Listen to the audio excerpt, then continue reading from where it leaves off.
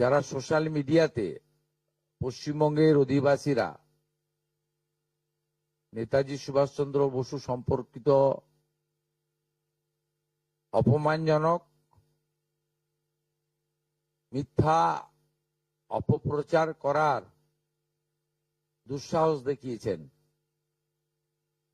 তাদের বিরুদ্ধে সরকারি ব্যবস্থা নিক আজকে উত্তরবঙ্গের বিধায়ক এবং মন্ত্রীরা মুখ্যমন্ত্রীর কাছে দাবি করেছেন।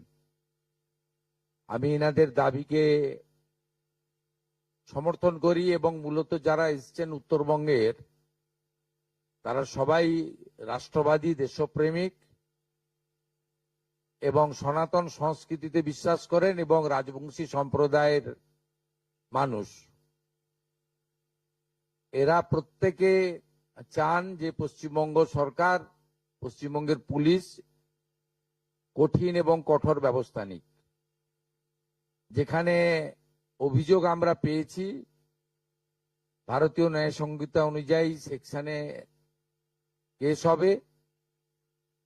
ফেসবুককে এবং সোশ্যাল মিডিয়ার যে প্ল্যাটফর্ম আছে তার যে সিস্টেম আছে সেটাকে আমরা রাজ্য সরকারের পক্ষ থেকে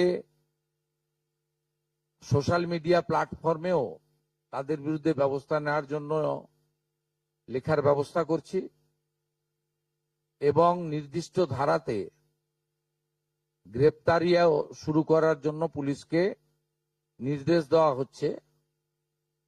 এবং আমি যারা দুঃসাহস দেখিয়েছেন তাদের কাছে অনুরোধ করব, অনুরোধ ঠিক নয়, পরামর্শ দেব। একদিকে তো পুলিশকে আমি নির্দেশ দিলাম, অন্যদিকে বলবো যে তারা যে দুঃসাহস দেখিয়েছেন এই দুঃসাহস ভালো না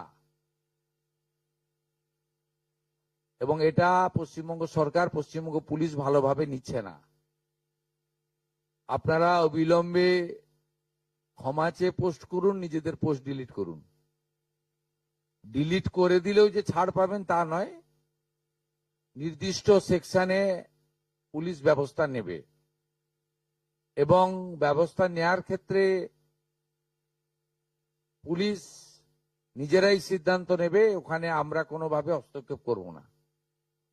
তারা আইনে যা যা সেকশন আছে সেটার মধ্য দিয়ে করবেন। আমাদের সরকার, পুলিশ অবিলম্বে কঠোর এবং কঠিন ব্যবস্থা নেবে।